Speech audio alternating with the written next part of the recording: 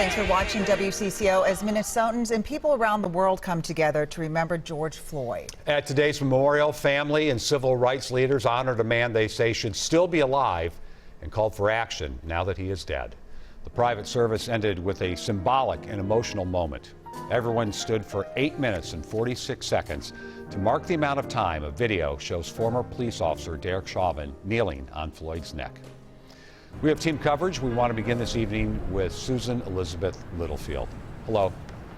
Frank, people from around the world have ascended upon downtown Minneapolis, all in the name of George Floyd. And I think it's safe to say that is a name that will never be forgotten. As the hearse rolled in, the chief of police knelt down for George Floyd, the man who's brought millions to their knees.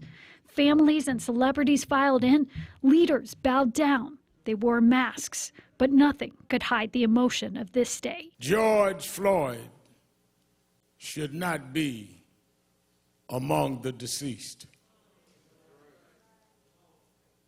He did not die of common health conditions.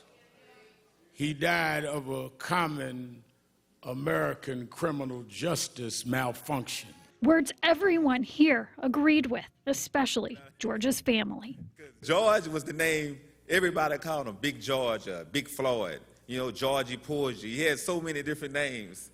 George's family talked about how the father of five could make the perfect grilled cheese and thrived in sports, a man they always knew was special. It's crazy, man.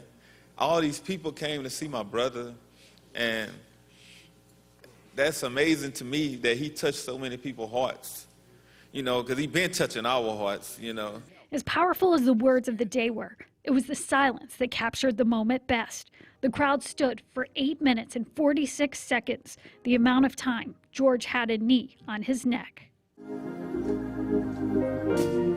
Some of the most well-known African Americans in the country stood by. Kevin Hart, Ludacris, Tiffany Haddish, and the Reverend Al Sharpton, standing up for a man they never met, a man that everyone now knows. Go on home, George.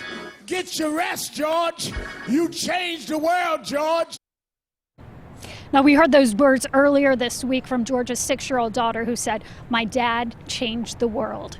George's body will be taken to his home state of Texas for burial. Coming up at 6, we're going to talk about a national gathering that is going to happen, Frank, in George's name late this summer, and it should be huge. Okay, Susan Elizabeth, thank you.